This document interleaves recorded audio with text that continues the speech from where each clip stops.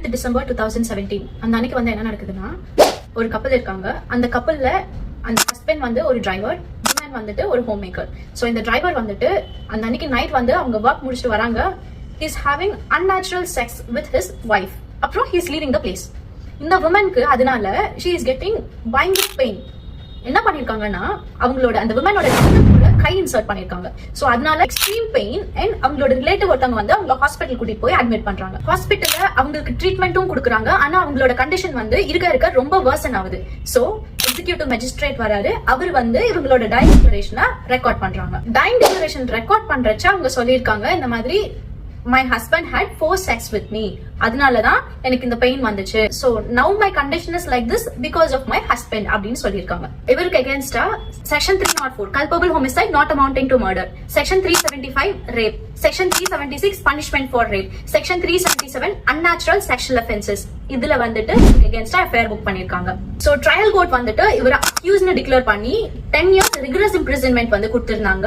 அதுக்கு அகேன்ஸ்டா அப்பீல் போனதுனால சத்தீஸ்கர் ஹைகோர்ட் கேஸ வந்து டிஃபரெண்ட் ஆங்கிள் வந்து டீகோட் பண்ணிருக்காங்க அப்படின்னே சொல்லலாம். செக்ஷன் 377 வந்துட்டு carnal intercourse against the order of nature. இங்க வந்துட்டு ஒரு ஹஸ்பண்ட் அவங்க வைஃப் கூட செக்ஷுவல் இன்டர்கோர்ஸ் வச்சுக்கிட்டாங்க. இதுல என்ன வந்து against the order of nature இருக்கு. சோ செக்ஷன் 377 வந்து இந்த கேஸ்க்கு அப்ளை ஆகாது அப்படின்னு சொல்லி ஹெல்ப் பண்ணிட்டாங்க. அடுத்து செக்ஷன் 375 அதாவது ரேப்ங்கிற ஒரு விஷயத்துக்கு வந்து செக்ஷன் 375 clause 2ல வந்து ஒரு எக்ஸெப்ஷன் கொடுத்திருக்காங்க. if you are married and if you are having sex with your wife and if your wife is above the age of 15 years னா அது வந்து ரேப்குள்ளே வராதுன்னு சொல்லி எக்ஸெப்ஷன் வந்து இருக்கு. சோ இந்த கேஸ் வந்து அந்த எக்ஸெப்ஷன் குள்ள ஃபிட் ஆயிடும். So this is not rape at all அப்படின்னு சொல்லி ஹெல்ப் பண்ணிருக்காங்க. அது மட்டும் இல்லாம இது வந்து செக்ஷன் 304யும் வந்து அட்ராக்ட் பண்ணாது. ஏன்னா ட்ரையல் கோர்ட் வந்துட்டு எந்த ப்ராப்பரான ரீசனிங்கோ எவிடன்ஸோ கொடுக்கல.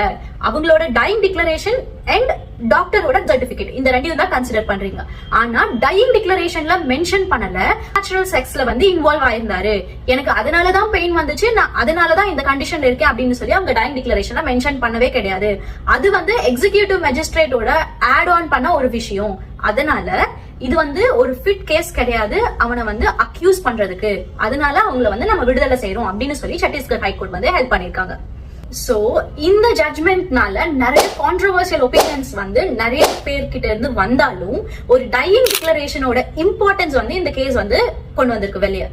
பெட்ல இருக்க ஒரு பேஷண்ட் அவங்க வார்த்தையால என்ன சொல்றாங்களோ அந்த எக்ஸாக்ட் வேர்ட்ஸ் வந்து இன்வால்வ் பண்ணிருக்கணும் அந்த டிக்ளரேஷன்ல.